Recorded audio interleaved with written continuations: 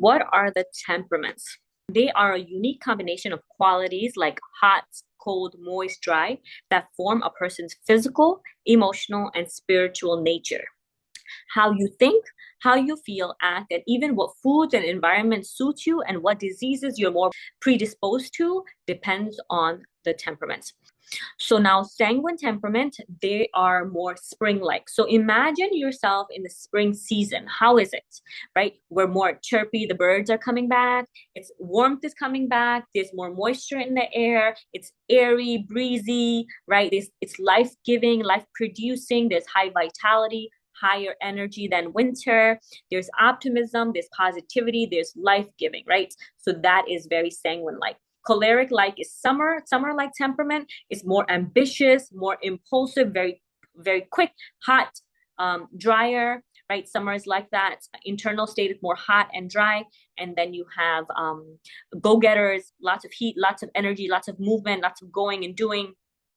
And then melancholic temperaments fall like. So this is more of a melancholic, phlegmatic type of a season right now. So they're more passive, they're more calmer, they're more quiet, more introspective, introverted, more analytical. So everything's kind of dying, everything's kind of going back to winter, right? So, and it's beautiful because there's calmness to it, right? There's quietness to it after the summer, the intense summer.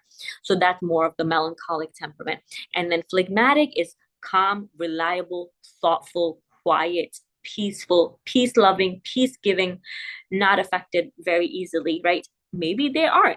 Anyone is affected emotionally, but they have high emotional intelligence, but they have low emotional expression because they're just so much slower. Everything in wintertime is slowing down, is hibernating, is repairing. There's more moisture, there's more coldness, right? Internal state is getting colder, more moisture as well. So that is the summary of the 4 temperaments.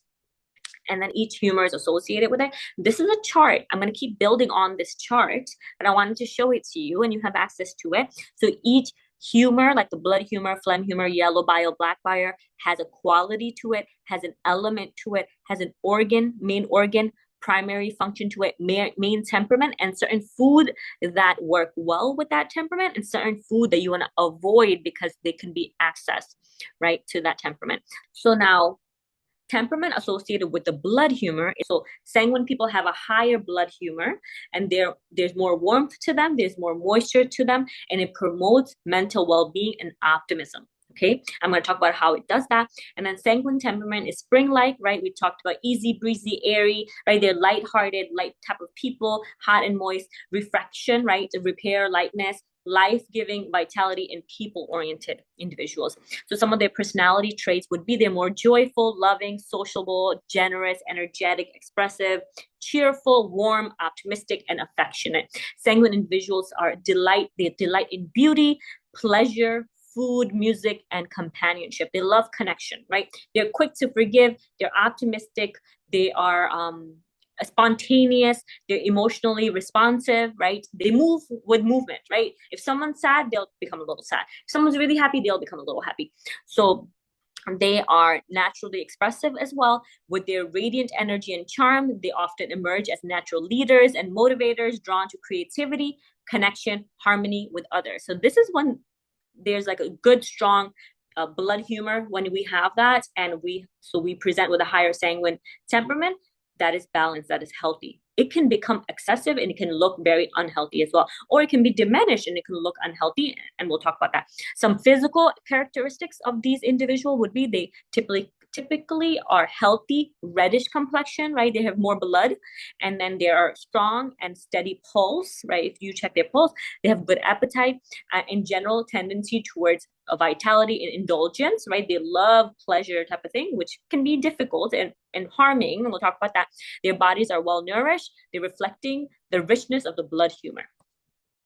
Okay, so now mental and emotional world, when in balance, they are emotionally stable and positive outlook on life. So if you are a sanguine dominating temperament, if you feel like, right, you were as a child, but I have a very negative outlook in life, something drastic has happened, and now everything in your body will be affected by it. Your mental state, your spiritual state, your ruh, okay, and your physical organs and your body will also be affected. So now they are more compassionate, generous, empathetic. They have mental agility.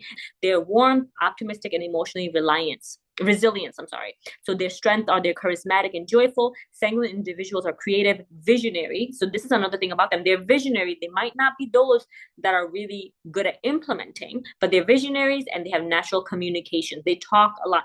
But some sanguines can be very excessive and they talk too much. They are adaptive, easily adaptive, forgiving. They're uplifting others with their warmth and enthusiasm. There's vitality and resilience. We talked about that, giving them a strong capacity for both emotional and physical recovery. So they recover well.